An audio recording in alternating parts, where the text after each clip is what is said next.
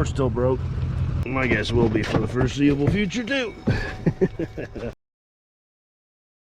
Welcome back to the good old Southern IA. We had some spotty rain showers come through on me.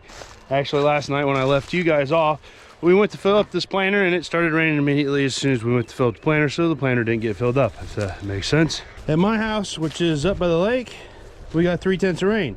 Here, we barely got 1/10. There's dry dirt on top. Dad's out there on the ridge, if you guys can see where I'm even pointing. I don't even know if I can see that. He's VTing. I'm gonna fill the planter up real quick and we're gonna try and plant.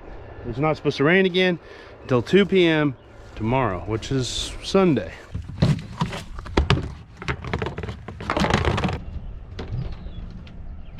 If I'm honest with myself and you guys, I was really kind of booking for a day off here when I woke up, and actually it was raining when I let the little pup Lola out, so I was really kind of planning on a day off today. And I could honestly probably use one. I can't really remember my last day off, which it's about 3 o'clock now, and Molly looked at me because Molly and I actually got to go to lunch today together, along with to a greenhouse and to Casey's to get Wayne a 6-pack of donuts. And Molly, which was about 2 o'clock, and Molly looked at me and she goes, "You really gonna start planting at 2 o'clock in the afternoon?" And I said, if I plant until 2 o'clock in the morning, I still put in 12 hours. Anyways, 3 o'clock, which is perfect time for housekeeping stuff. If you guys did not know, you're tuned into the iowANFarmer YouTube channel. It's planting season, springtime, everything's going on. We're trying to bring you guys as much content as possible. To do that, I'm filming every single day, but with my hours, my girlfriend Molly's editing all the videos so that you guys can get them and view them as often as possible. Okay, one of these things. All she asks is that you hit the thumbs up button to support the channel, and if you don't, she'll make sure you forget your load of laundry in the laundry machine long enough that when you go and actually try and change it, it stinks a little bit and you gotta wash it again. Nobody wants that.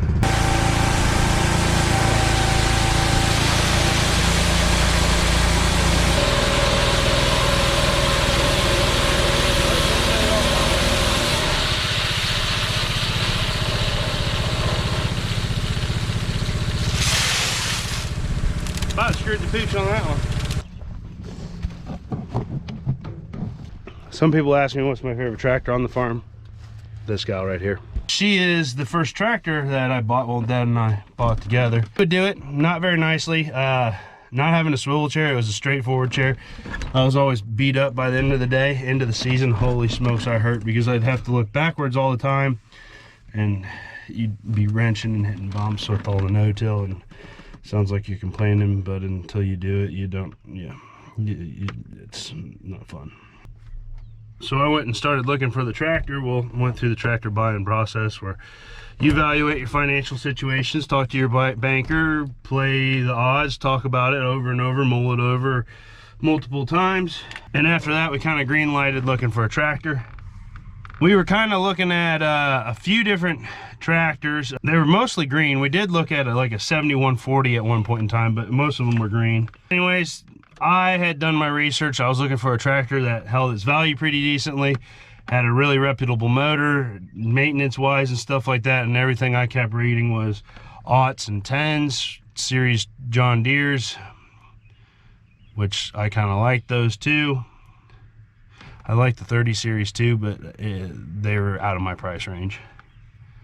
Believe it or not, you have to have a budget. I did look at some like 7920s and some 7930s and stuff like that, or whatever, 7830s. But most of those had the IVTs, and we were kind of told to stay away from those IVTs and those early 7000 series tractors. They're just problems, inexpensive. So we started tractor shopping, and I watched right around 40 or so, 40 or 42, I can't remember the exact number, aught and 10 series tractors sell, so I had a good idea what the value was. I was looking for a lower hourred one, found this one. This one now has 3827 hours on it. And I purchased this 81, or we purchased this 8110 on January 17th of 18.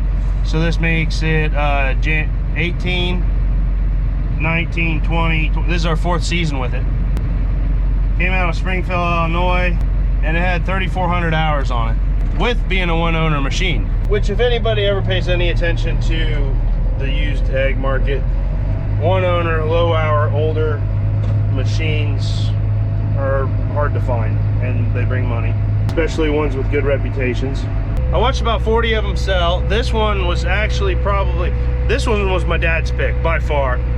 I was kind of erring on possibly like a little bit higher houred one to try and bring my budget in a little more friendly. But even the higher hour ones, they were still bringing really good money. I bid pretty heavily on an 8100. Got outbid by another young kid for that one. It's like they could have it. So honestly, I didn't really want an 8100 because I wanted the 8.1 motor, which I think the others had like a 7.6, which is a good motor too from what I understand, but I wanted the 8.1 motor. So we watched auctions, and then finally this day came to get this one. Drove over there to Flatland Country, Illinois. Holy flatland. I think a guy could plan all day and never turn a steering wheel over there. It was like negative degrees outside. It was so cold, man. In between no windbreaks. Cold. But we got her purchased, we got her brought home, and been pretty happy with it ever since. My favorite tractor, the 8110, 8.1 motor, and is actually spec'd out like an 8410, other than the horsepower. What do you guys say we go get some planting done? Hey, I figured out how to make reels on Instagram. Posted one with the quad track the other day. Check them out.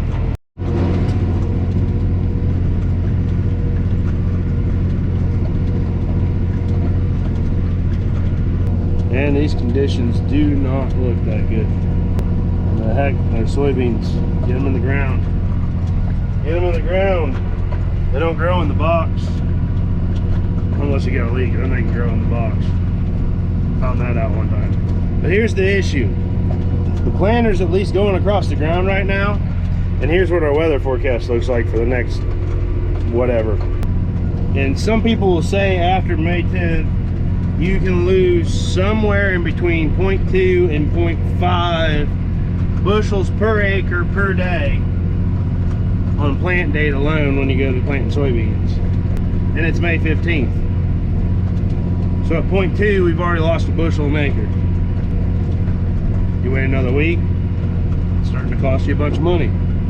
They're soybeans. If they don't grow, you just come back in here and you plant more of them. But I'd rather still see prettier conditions.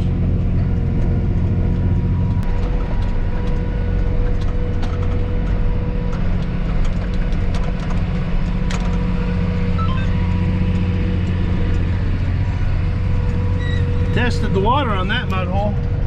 The water is not fine.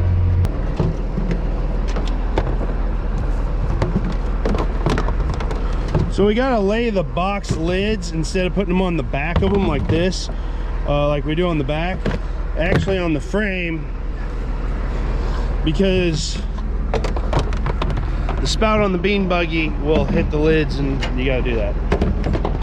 No big deal, but if you were wondering that for some odd reason. Gotta get you some of those. It's obviously tacky out. We're slinging mud everywhere. It's sticking to the depth gauge wheels a little bit, not horribly though, just kind of in that divot area. It's working. I have tested a few muddy spots, but I'm not sure how much I've got left on this bean buggy. I have to see how many beans we got left. I think I've only got about half a planter's worth of beans left, which means that we're gonna need to go get this bean buggy reloaded with 4 more boxes. I think my dad's actually gonna do that because he's talking like he'll quit tilling to go get this done so that I can keep planting.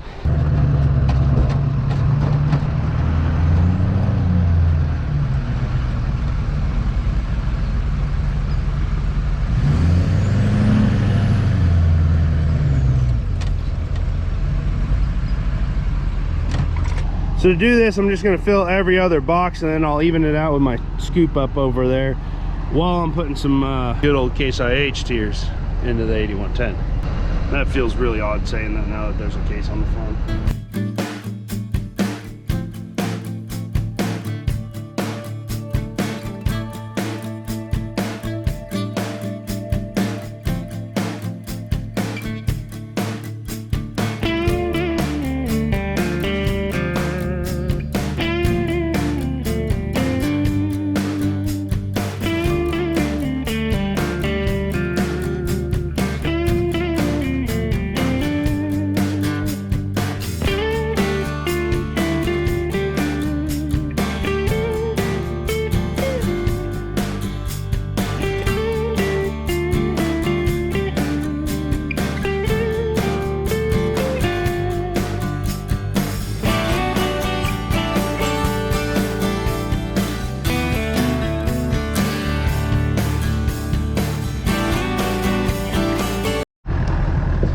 So a little trick that I do when filling a box fill planter, grab my graphite here, is if you saw that scoop I was using, let me see, where's that? Hold on.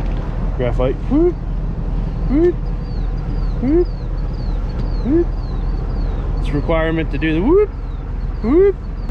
Old 2.5, cut it off and make yourself a scoop. Get yourself one of these before somehow there's a shortage on those. Next thing is, that box right there is number 7. This is 1224, so there's 12 on the front, 12 boxes on the back. So essentially I fill up a box that's in the middle all the way. That way when a planter row unit blows out or something like that and I got to get out and try and even it versus just coming and filling up again, I know that in the middle of the planter I should have a box that has more soybeans than the rest of the boxes on the planter. Lids. Another gash. That girl's got baloney rinds by now. Something we knew when we bought her, but keeps going. I think she'd look sick with some fat LSWs on her. Yeah, go plant me a parking spot for that dually.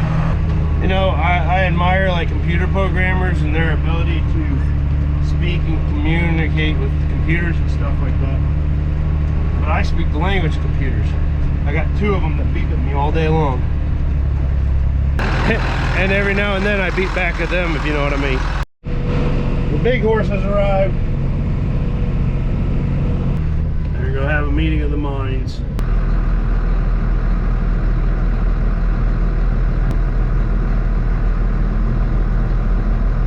All the world's problems are now solved.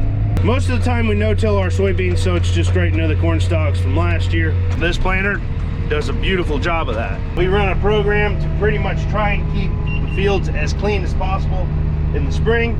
That way no-tilling works really good. Good thing about no-till is all that residue holds in the good moisture. Bad thing about no-till, all that residue holds in moisture. So we're using the vertical tillage tool, so the Landau, and the Landau, I love the way that thing just works these stalks in the spring. It does a beautiful job. And we're doing that to try and get this to dry out enough. This, however, this piece here we won't till because it works up junk, so we just never till it anymore. As marginal as the ground is right now, as soon as the sun goes whoop, we're kind of worried that the moisture is going to go whoop. Therefore, I'll have to quit. Because again, it's going to stick to the depth gauge wheels. And if you watch any other YouTube channels that are about farming, you guys all will know why. Still at it, but it's gonna get too dark for the GoPro. Well, it's the next day on us here, and it's about noon now. Dad and I got back at it first thing this morning. There's a big fog this morning, made the ground way too tacky. Last night when I went to refill, it started raining on us. Didn't end up raining that much, but we quit because we just quit. It didn't rain anything measurable, it was just a dusting. This morning there was a heavy fog, but the dirt was too tacky, so we couldn't plant. Ended up starting about 10 here today. Got the bean planter unloaded or planted the box off. It wasn't very pretty. It's just enough to finish out this big field here. You can tell that these conditions are definitely not the cutest prom queen, you know what I mean? But it's time to tuck tail, unfortunately. If it'll be the right thing or not, who knows? Hopefully you guys enjoyed the story about the 8110. We'll be back to work as soon as Mother Nature allows it. We'll be taking you guys along with us. Thanks for hanging out with us. We'll see you in the next one. Coming, Bob? You coming with me? I want the scooper. Will you give me the scooper? Will you give me my scooper? I want my scooper. Not you. I want my scooper.